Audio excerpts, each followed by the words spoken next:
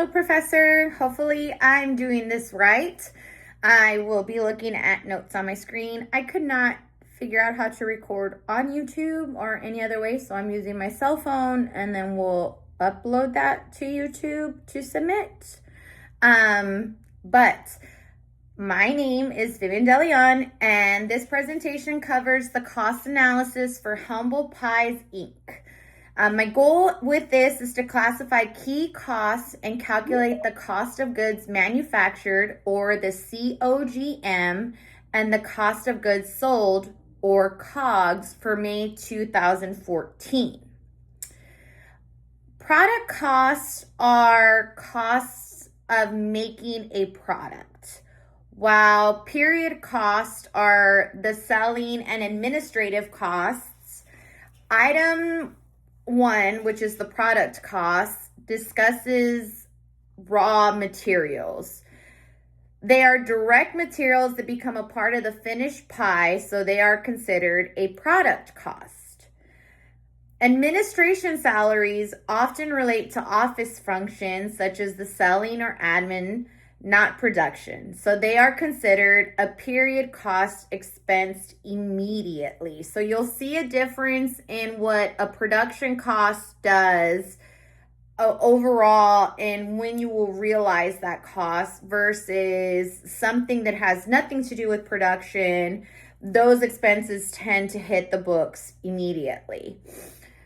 The benefits of tracking jobs by batch and job costing overall to Humble Pies is, right now what they're doing from the document that we were sent, it shows that they're allocating costs kind of the same across the board.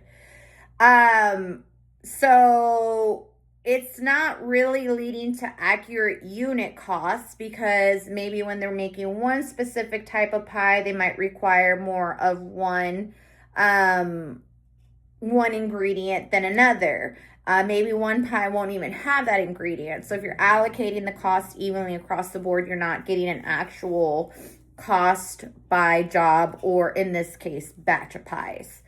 So by tracking costs by batch, it'll show the actual resources consumed. So if we're tracking apple pie, pineapple pie, cherry pie, we would notate every single item that went into making that pie. And then that would give us a real cost for making that pie. So by doing that, this leads to accurate unit costs, which makes it easier for the decision makers to decide what their product should sell as. If the pie they thought was costing them $15 to produce and they were selling it for $20, they find out that pie actually, because we have to source the fruits from different areas, actually costs $25 to make. Well, then there's no profit to be had, and they know they have to either change their materials, which will impact the integrity of the product, or they have to raise prices, which can cause concerns to customers. So that's just a separate business decision that they would have to be aware of. So step 1, they would want to get their total manufacturing costs. So that would be direct materials, direct labor, manufacturing overhead.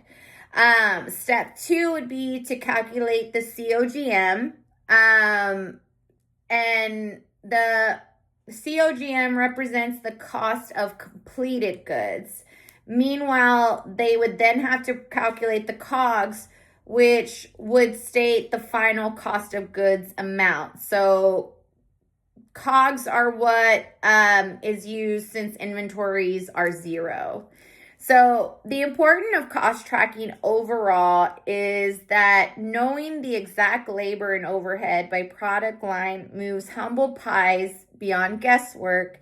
It ensures that price covers all costs and provides the data needed to maximize the 17% margin on every pie. Hopefully that is what you were looking for and I answered your question. Thank you for your time.